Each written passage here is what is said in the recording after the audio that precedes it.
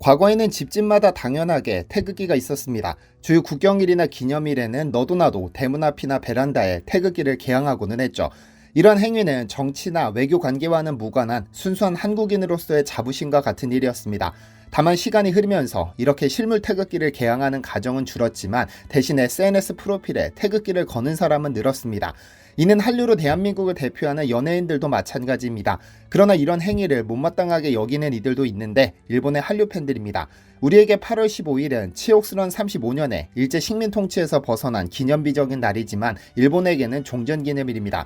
말이 좋아 종전기념일이지 엄밀히 따지면 일본이 핵폭탄 2방의 무조건적인 항복을 선언한 패망일입니다. 그래서 자신들이 지지하는 한국 연예인이 SNS 프로필을 태극기로 바꾸면 정치적이다라는 말로 비난하고 비판하기 일쑤. 그런데 일부러 한국에서는 광복절로 개봉일을 맞추고 일본에서는 개봉을 무기한 연기한 헐리우드 영화 한 편이 있습니다.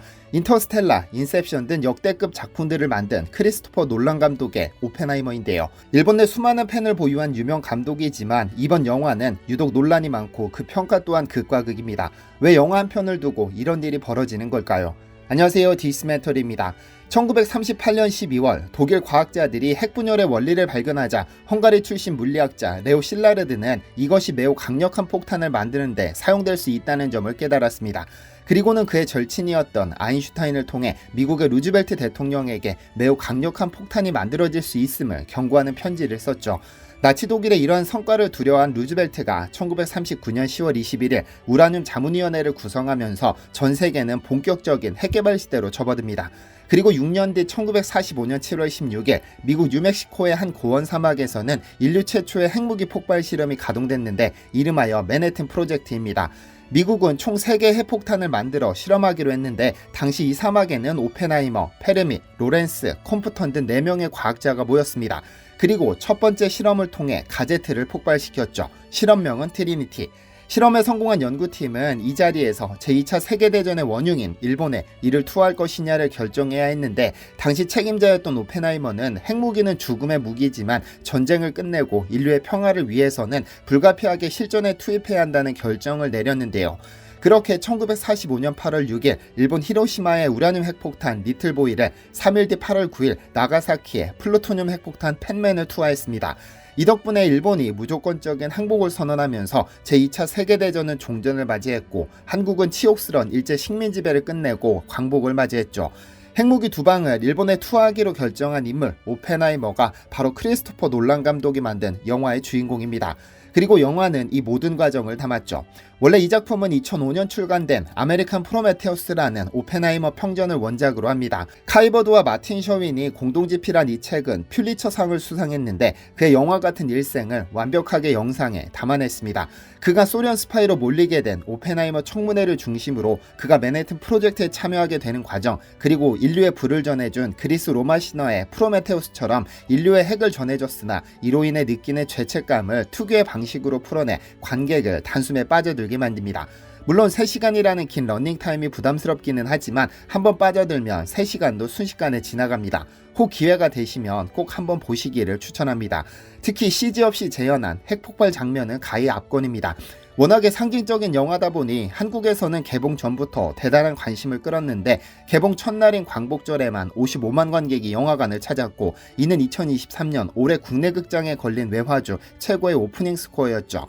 사실 미국에서 7월 21일 공개된 것에 비하면 꽤 늦은 개봉인데 전세계 동시 개봉 같은 트렌드에 민감한 국내 극장가에서 이례적 선택이었습니다.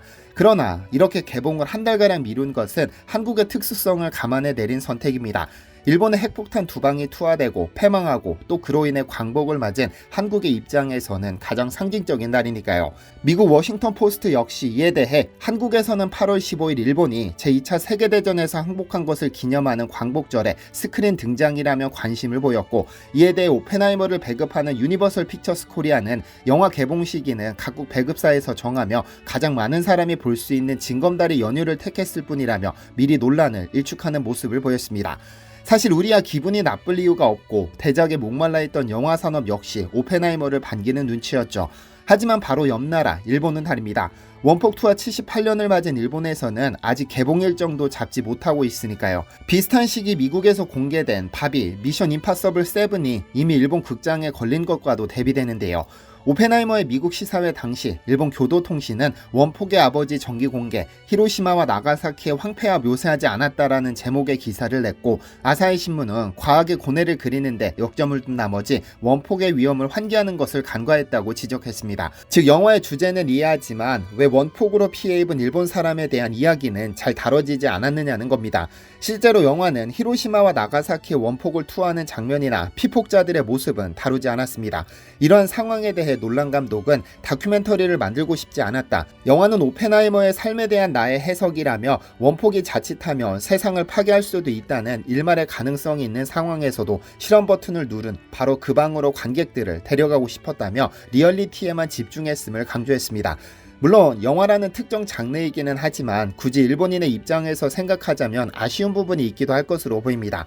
가령 첫 원폭 실험이 성공한 뒤나 히로시마의 원폭을 투하한 뒤 연구원들이 환호하는 모습, 폭탄 투하 도시를 결정하는 장면을 무심하게 선택하는 장면 등이 일본인들의 입장에서는 불만스러울 수 있겠지만 영화라는 것은 창작품이기 때문에 창작에 정치를 가미시킬 수는 없는 일입니다. 놀란 감독의 선택이죠.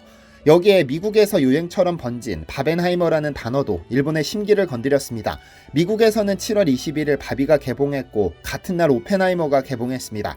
그래서 미국 SNS에서는 성격이 전혀 다른 두 영화의 포스터를 결합한 바벤하이머 밈이 크게 유행했었는데요.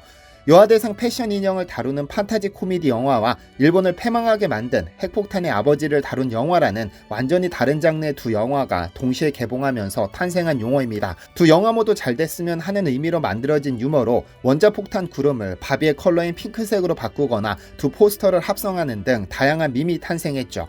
그러나 일본인들 사이에서 수많은 희생자를 발생시킨 원자폭탄을 희화하고 피해자에 대한 배려가 전혀 없다며 난리가 난 겁니다. 이에 블룸버그 통신과 영국 가디언 등은 바벤하이머의 공동 마케팅이 핵전쟁을 너무 대수롭지 않게 여기고 있다는 지적이 나온다며 이러한 논란을 전하기도 했는데요. 결국 개봉 상태에 있던 바비의 일본 배급사는 급히 입장문을 내 미국 본사의 배려가 부족했으며 불쾌했던 분들에게 사과한다고 밝혔고, 일본 매체 더 재팬타임스는 일본이 히로시마와 나가사키 원폭 투하를 추도하고 있을 때 영화를 개봉하는 것은 사업적 측면에서도 적절하지 않다고 논평했습니다.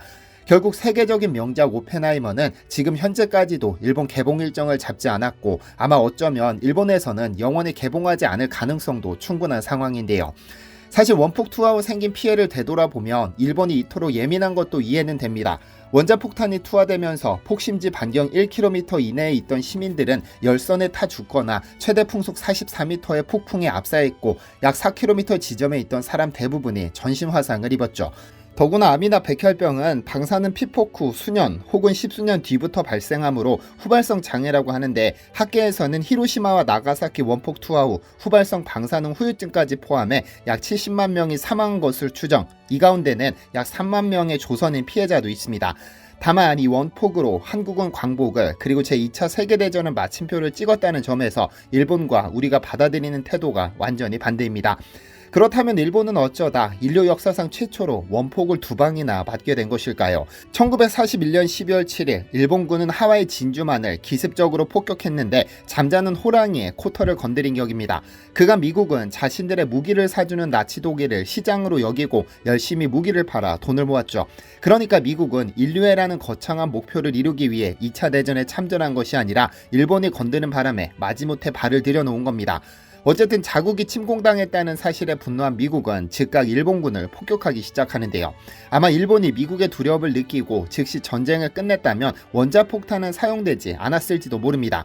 미국은 포츠담 선언을 통해 항복을 요구했지만 일본은 이를 받아들이지 않았고 오히려 가미카제를 앞세워 승패가 결정된 전쟁을 이어갔습니다. 이대로라면 일본을 항복시키기 위해 미군은 큰 피해를 감수하고 일본 영토 내에서 끝이 보이지 않는 전쟁을 이어가야 했는데 그 피해가 너무나 명백했기 때문에 결국 히로시마의 리틀보이 투하를 결정합니다. 하지만 항복할 줄 알았던 일본은 포기하지 않았고 결국 팻맨을 나가사키에 투하한 후에야 백기를 들었죠.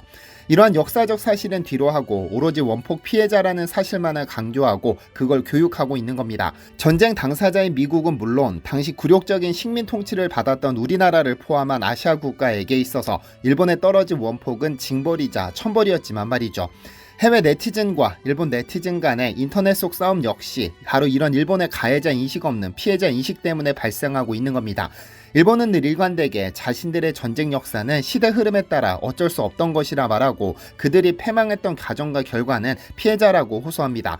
우리는 피해자의 입장에서 아주 잘 인식하고 있지만 많은 국가에서는 일본 국가 차원에서 만든 이미지 메이킹 덕분에 잘 인식하지 못했을 뿐이죠. 심지어 많은 사람이 일본이 전범국이었던 사실조차도 인식하지 못하는 경우도 있습니다. 이번 오펜하이머 영화가 전 세계 많은 이들이 역사적 사실을 인지하는 계기가 되었으면 하고 바라봅니다. 시청해주셔서 감사합니다. 디시멘터리에서는 여러분의 제보를 기다립니다. 제 채널에서 다뤘으면 좋겠는 뉴스 또는 널리 알려졌으면 하는 영상은 디시멘터리 네이버.com으로 보내주시면 소중히 제작하겠습니다. 시청해주셔서 감사합니다.